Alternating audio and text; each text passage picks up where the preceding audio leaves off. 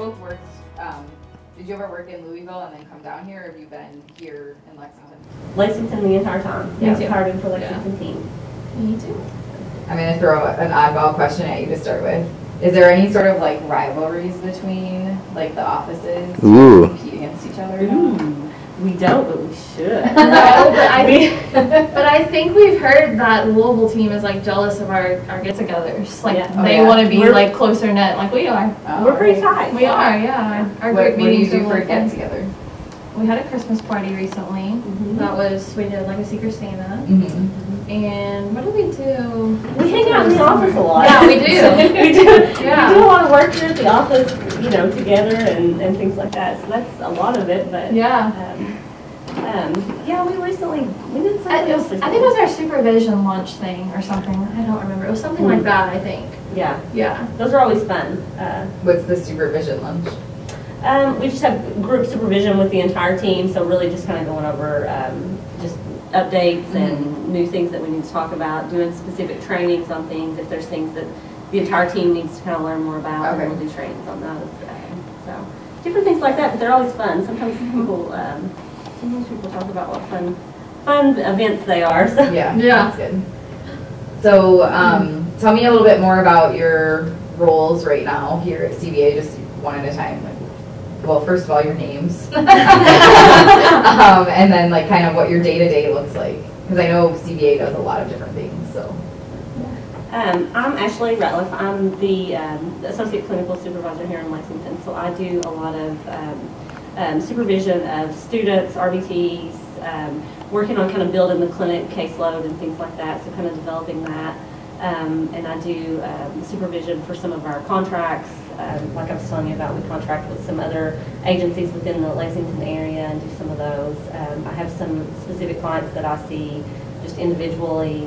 So just a variety of things, lots of stuff going on. okay. It's my turn. I'm Jessica Ruark, and I'm currently a registered behavior tech. And I'm graduating next Friday. And so once I finish my master's, I'll transition to BSS, blended, and I'll probably still keep some of my RBT clients. Okay. And then hopefully sit for my exam next year. So that's my goal for next year. But I see clients usually 4 or 5 days out of the week, at the clinic, in the community, at home. So I'm kind of all over the place. And then, yeah, I think that's it. And I've worked a lot here in the office, like helping get the clinic set up and getting materials together, making new materials, and programming some things for some clinicians that don't have as much time sometimes, stuff like that. That's nice. So, yeah. Everybody probably, you're their favorite person. So yeah, I've done a lot of that. I think I saw that in a group message earlier today that she is everyone's favorite person. I think it said that.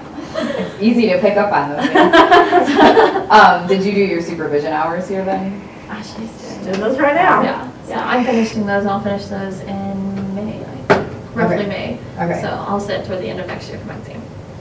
What does that kind of look like in terms of your field work? How do you all set that up for when people are doing their supervision hours? Do they get to practice writing programs and stuff like that, or how do you all? She does a lot of working on, obviously we talk about the clients, and she brings her ideas to the table about, you know, here's some things that are going on with these clients, what can we do? And then we talk about what kinds of things can she research, what does she need to look at to find more information on. She goes and does the research, and then we talk about how to implement that, or how we're going to, you know, what direction we're going to take that. She does a lot of those kinds of things too. We're working on, you know, writing some practice things before we jump in and write, you know, the real stuff, doing different things like that.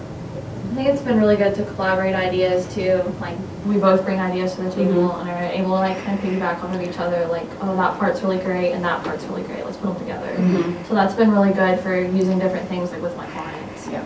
So we've done a lot of that with some of the clinic kids. You know, some of the things we kind of come from different, similar but different backgrounds, and so, you know, kind of using that to kind of put things together and see kind of, you know, I like the way you do that, let's do it that way, and here's the overall goal, and let's kind of go with that. So we kind of meshed things a little bit that way. It's always nice when you can collaborate and bounce ideas around and have an environment to be able to do that in, because not every place is like that. Sometimes there's just like the person who brings down the hammer and like you just have to do whatever they say, and if you try to come out with anything different, it's like no. So I've worked in a lot of different places, and so I know people kind of all around the country, and I'll just get random text messages from people that are like, man, I wish I still worked with you. I didn't know how good it was until I left, and they tell me these horror stories, and I'm just like, how do these places exist? Like, I don't understand. So anyway, so how did you get in, either or both of you, if you want to talk about it, how did you get into behavior analysis? So my brother, I have a younger brother who's on the spectrum. Okay. And he's kind of like what sparked my interest. And when he wasn't diagnosed until he was 13. Oh wow. And we were visiting with some family friends, and her sister-in-law is actually BCBA. Okay. And she like had a short conversation with him and was like, oh, so he's on the spectrum. I should back up. This was before he was diagnosed. Oh. And so I learned like about her role, and she said that. My mom was like, okay, let's go like figure this out, because we had been searching for like 10 years. Like he had all these other diagnoses. So finally we did, and I started looking into ABA and like what it was all about, and that's kind of how I got into it. Was our little random weekend at the cabin, and she kind of introduced me to it. So when you went into college, like, did you go in knowing this is what you wanted to study? No. So I went in as an occupational therapy major.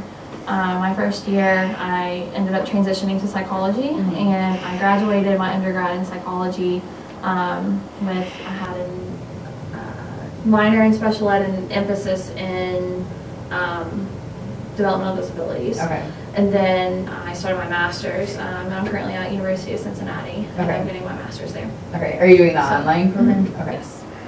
So, and you're graduating. And I'm graduating, so yeah, so I'm almost done, and I've definitely learned a lot, and it's been really helpful to have that family background, because I've been able to use that experience and relate with my families a lot. Yeah. And I have a few clients in particular that it's been really helpful in establishing a rapport and really being able to get in and help them be successful. That's good. So, yeah. What about you? My background is actually in clinical psychology, so I'm a master's level licensed psych practitioner in Kentucky. So I started out actually doing that. I worked a lot with kids, early intervention, kids with trauma, histories, things like that. And then I went to work in an ABA clinic, and just really was like, oh, this is where it's at. Got it. Really kind of felt it whenever I got there, and so I went ahead and kind of continued on and got my certification in ABA.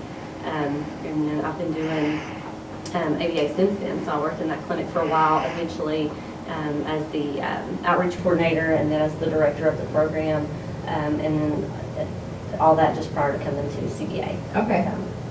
I mean, I'm kind of from the general area, and I really like. I mean, I like all the things that are kind of going on. Lexington's a busy area, and there's a lot of things to do, lots of different things to kind of get involved with and things like that. But I really like all the different things that we do. I mean, as far as CBA goes, I like all the things that we do with the different organizations in Lexington. So I really like that. I mean, I think that's one of the key things is some of those contracts that we have with, you know, schools, the people, those individuals who really need kind of some of that extra assistance, and they're really reaching out and saying, hey, let's do this, and CBA is like, yeah, let's do it. So I really like that about the CBA area in Lexington. The contract with some of the foster care program that I was talking about, you know, that's kind of a unique program that's set up that we contract with, and so it kind of blends some foster care treatment, some ABA, it's kids with disabilities, developmental disabilities and things like that. So that's really cool. Some of the school contracts that we have, those are neat. I mean, I've taken some of my clients to fun places. Like we went and did like a Nerf war place, and we've been to like Malibu Jacks. We've done fun things and worked on like their social skills and like money management kind of things there.